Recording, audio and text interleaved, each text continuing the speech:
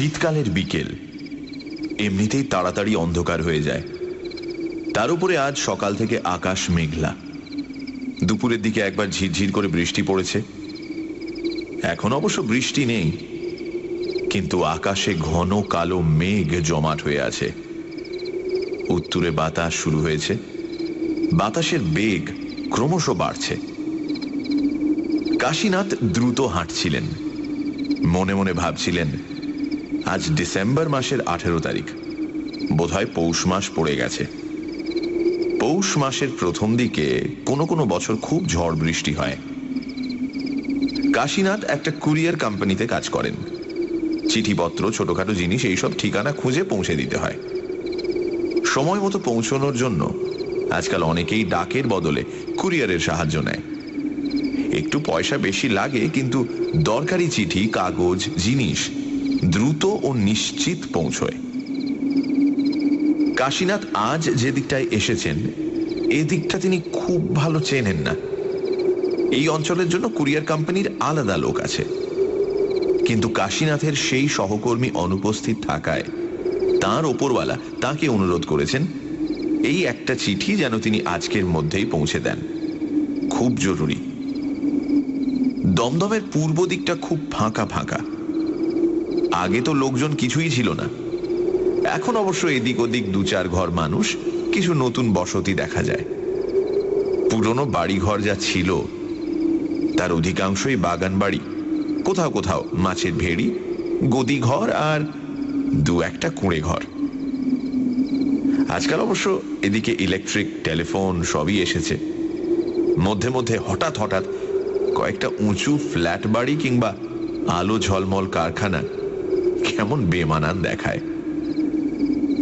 এইসব ভাবতে ভাবতে কাশীনাথ পিচের রাস্তা পেরিয়ে ভাঙা ইটের রাস্তায় বেশ কিছু দূর চলে এসেছেন।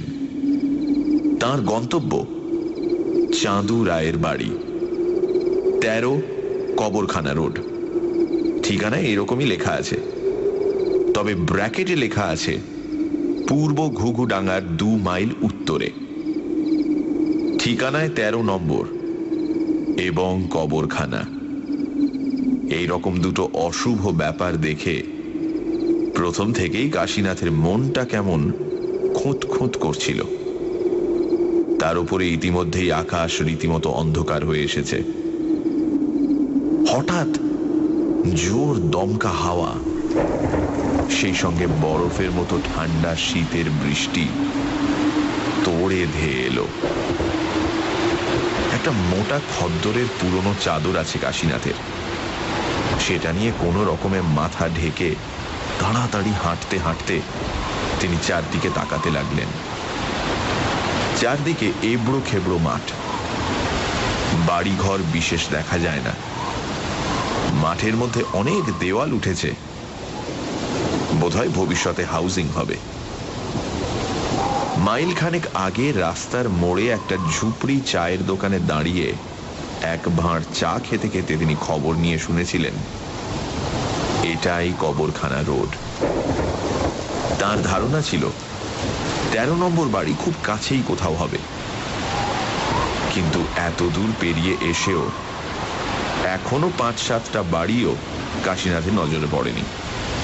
কাশী আশা করছেন সামনেই হয়তো কোথাও কিছু বসত বাড়ি আছে, তার মধ্যে কোথাও 13 নম্বর থাকবে।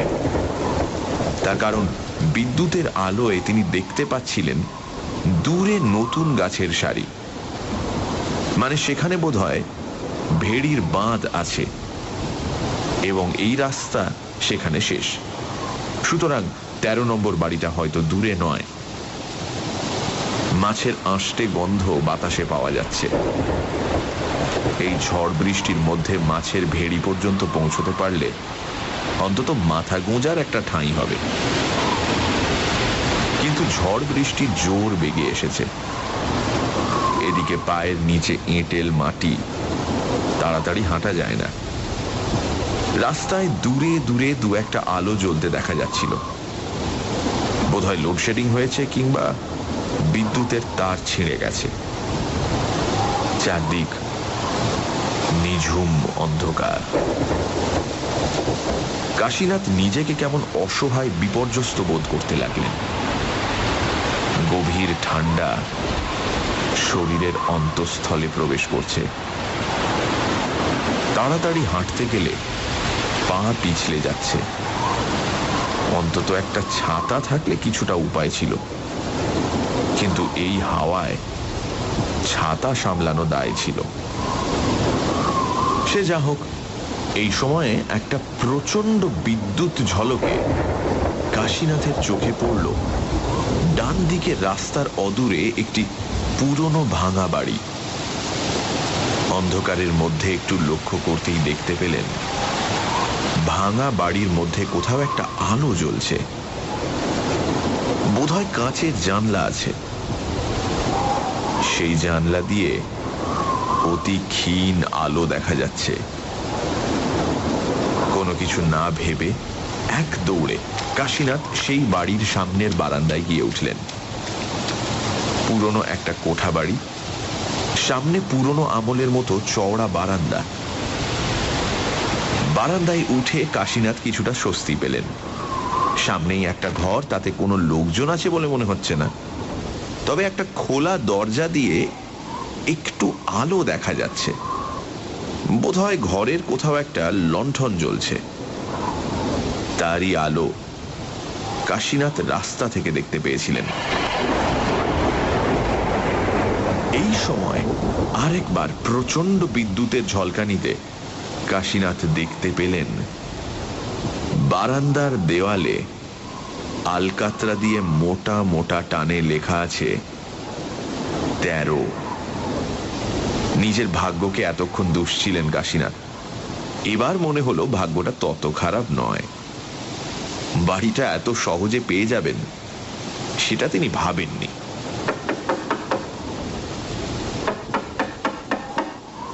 দুবার দরজায় ঠকঠক করে কোনো সাড়া না পেয়ে কাশীনাথ খোলা দরজা দিয়ে ঘরে ঢুকে গেলেন। ঘরের এক কোণে একটা লণ্ঠন জ্বলছে। ঘরের ভেতর কতগুলো ভাঙা তক্তাপোষ, চেয়ার, টেবিল, কয়েকটা পুরনো আলমারি ভর্তি বই। কাশীনাথ ঘরে ঢুকতেই হঠাৎ ভেতরের দিক থেকে এক ব্যক্তির আবির্ভাব হলো। লোকটাকে দেখে কেমন খটকা লাগলো কাশীনাথের। লোকটা যেন হাঁটছে না, কেউ তাকে হাঁটাচ্ছে। যেমন যেমন পুতুল নাচে পুতুলকে নাচায়। মরা মাছের মতো চোখ। লোকটাকে দেখে ভালো লাগলো না কাশীনাথের। তাড়াতাড়ি চিঠিটা দিয়ে যত তাড়াতাড়ি এখান থেকে বেরিয়ে পড়া যায় ততই ভালো। কিন্তু বাইরেও তো ভীষণ দুর্যোগ। চিঠিটা ঝোলা থেকে বার করে আগন্তুকের দিকে এগিয়ে দিতে আগন্তুক কাশীনাথকে জিজ্ঞেস করল, কার চিঠি? খামের ঠিকানা আরেকবার দেখে নিয়ে কাশীনাথ বললেন, চাঁদুবাবুর চিঠি। আগন্তুক বলল, চাঁদুবাবুর জন্য আপনাকে অপেক্ষা করতে হবে। চাঁদুবাবু আজকাল দেরি করে আসেন। কাশীনাথ বললেন, আপনি চিঠিটা রেখে দিন না। আগন্তুক বলল, চিঠিটা আমি রাখতে পারি, কিন্তু আপনার কি হবে? কাশীনাথ চিন্তিত হলেন, বললেন, আমার আবার কি হবে? আগন্তুক বলল, দাঁড়ান দেখি। তারপর বারান্দায় উঁকি দিয়ে রামলাল বলে কাকে ডাকতে লাগলো। একটু পরে রামলাল এলো, কিন্তু সে হুবহু প্রথম ব্যক্তিটির মতো দেখতে। তাকে ফিসফিস করে প্রথম ব্যক্তি কি সব যেন বললেন। তখন রামলাল কাশীনাথকে বলল, আপনাকে চাঁদুবাবুর জন্য অপেক্ষা করতে হবে।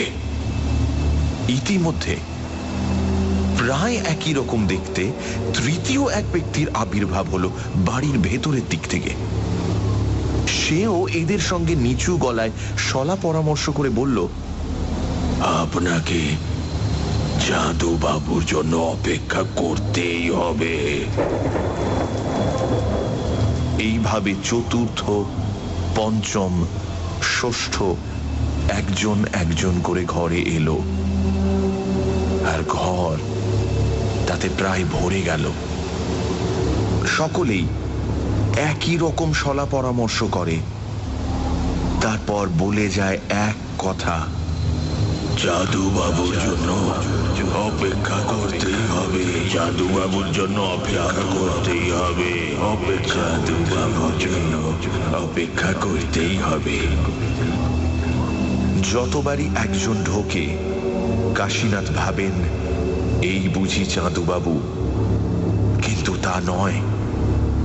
এদিকে বাইরে বৃষ্টি ধরে এসেছে, দূরে কাছে দু একটা ইলেকট্রিক আলো জ্বলে উঠেছে, অর্থাৎ বিদ্যুৎ ফিরে এসেছে। তবে এ বাড়িতে কিন্তু বিদ্যুৎ নেই। তা না থাক, যথেষ্ট হয়েছে। কাশীনাথ আর অপেক্ষা করবেন না, এখান থেকে বেরিয়ে যেতেই হবে। খুবই ভয়াবহ পরিবেশ। মনে মনে সব ব্যাপারটা ভেবে নিয়ে কাশীনাথ এদের বললেন, দেখুন, আপনাদের ওই চাঁদুবাবুর জন্য আমি আমি আর অপেক্ষা করতে পারবো না। এই রইল চাঁদুবাবুর চিঠি। সামনের একটা ভাঙা টেবিলের ওপর চিঠিটা রেখে কাশীনাথ বেরোচ্ছিলেন, এমন সময় বাইরে জলে ডোবা মাঠে শব্দ শোনা গেল। ছপ ছপ করে হেঁটে কে যেন আসছে। ঘরের সবাই প্রায় সমস্বরে চেঁচিয়ে উঠল, যাচ্ছেন কোথায় মশাই? পায়ের শব্দ পাওয়া যাচ্ছে। ওই তো জাদু বাবু এসে গেছে। যাচ্ছেন কোথায় মশাই? পায়ের কোথায় মশাই? পায়ের শব্দ পাওয়া যাচ্ছে। ওই তো জাদু বাবু এসে গেছে। পাওয়া যাচ্ছে। ওই কোথায় মশাই? পায়ের শব্দ পাওয়া যাচ্ছে। ওই তো জাদু বাবু এসে গেছে।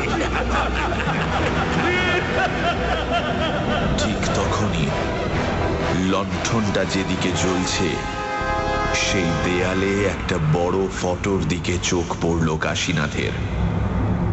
একজন মধ্যবয়সী মোটাসোটা মানুষের আবক্ষ ছবি। ছবির নিচে লেখা, চাঁদুবাবু, জন্ম 7ই বৈশাখ 1350, মৃত্যু 1 পৌষ 1406। সঙ্গে সঙ্গে কাশীনাথের মনে হলো, সর্বনাশ, আজকেই তো 1 পৌষ। তার মানে 3 বছর হলো চাঁদুবাবু মারা গেছেন। এক মুহূর্ত দেরি না করে ঝড়ের বেগে ঘর থেকে বেরিয়ে বারান্দা এক লাফে ডিঙিয়ে বৃষ্টির মধ্যে সামনের মাঠ ধরে ছুটতে লাগলেন কাশীনাথ। সে ছোটার বিরাম নেই।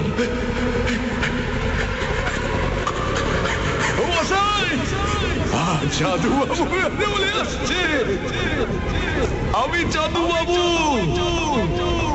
যত জোরেই ছুটুন, পেছনে জলে ভেজা পায়ের ছপ ছপ শব্দ। চাঁদুবাবু ঠিক পেছনে আসছেন।